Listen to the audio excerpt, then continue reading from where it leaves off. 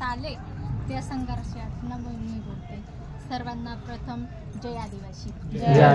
आता इकडे बसलेले आहेत, मुलं आहेत, मुली आहेत, हे सर्व माझेच आहेत, माझे बंधू भगिनी सगळेच आहेत.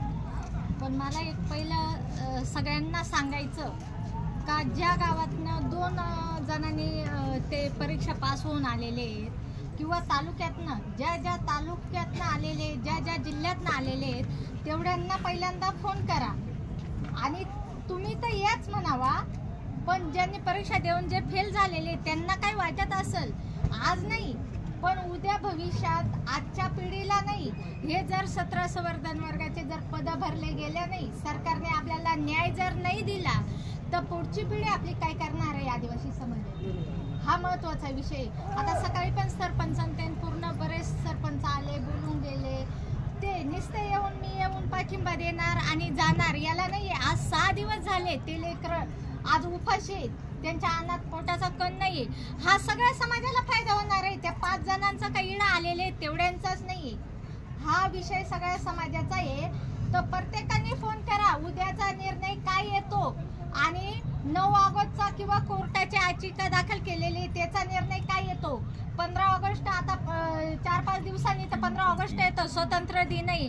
आपल्याला स्वतंत्र आहे का सांगा. हा म्हणजे नोकरीचाच विषय नाही तर गावातला तळागाळातला प्रत्येक गोष्टीचा जर आदिवासी समाजाचा जर विषय जर घ्यायचा असला तर आपण लढतो कशावरती.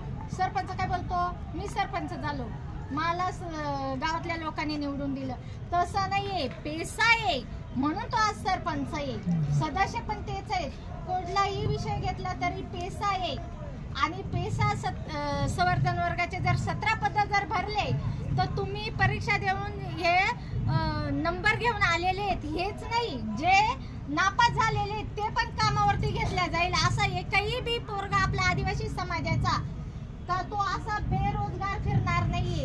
कारण 17 संवर्धन पद जर बघितले आपण आपल्या गावात बघा किती आहेत बाहेरचे प्रत्येक डिपार्टमेंटला, तर आपल्या आदिवासी समाजातला युवा असो युवती असो एकही बेरोजगार फिरणार नाहीये.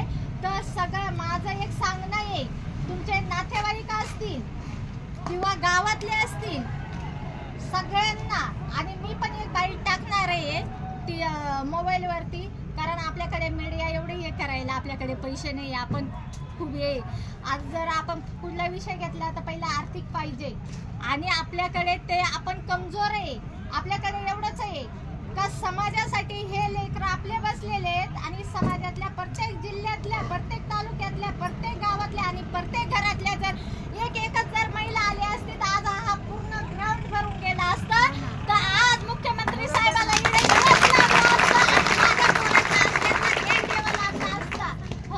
आज मला प्रत्येक ठिकाणी असं वाटतं का आदिवासी समाज फक्त 9 ऑगस्ट आल्यानंतरच फक्त युवा आणि युवती 9 ऑगस्ट आहे फक्त जिजेच्या पुढे नाचायला नका येऊ.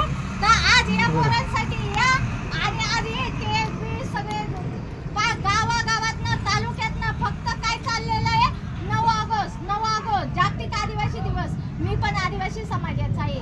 जर ह्या लढ्यात जर ते सहभागी झाले तर असा एकही जिल्ह्यात किंवा तालुक्यात तुम्हाला सांगते महाराष्ट्रात कुणी सुद्धा आदिवासी समाजाचा हात धरू शकत नाही. जिडा आदिवासी समाज उतरल तिडा मुख्यमंत्री काय राष्ट्रपतीला पण यावं लागेल. आज महिला माझी राष्ट्रपती झालेली आहे. मला आज कुणीतरी हे वाटतं का माझ्या समाजाच्या ह्या महिला आहेत, पोरं आहेत आणि माझ्या समाजाची राष्ट्रपती असताना जर 5-5 दिवस आणि 6-6 दिवस जर या पोरांना जर एवढे त्यांचे अंत बघू राहिलेत, तो मुख्यमंत्री साहेब असो कुठल्याही सरकार असो, मला कोणा बोलायचं नाही कुठल्या पक्षाचा असो, पण समाज म्हणून सगळे या आणि सगळे आव्हान करते मी. जेवढे बचत गट आहेत असं एक बी गाव नाहीये का बचत गट नाहीये. एका गावात कमीत कमी 5 ते 10 बचत गट आहे आणि प्रत्येक बचत गटामध्ये 10 महिला आहेत. जर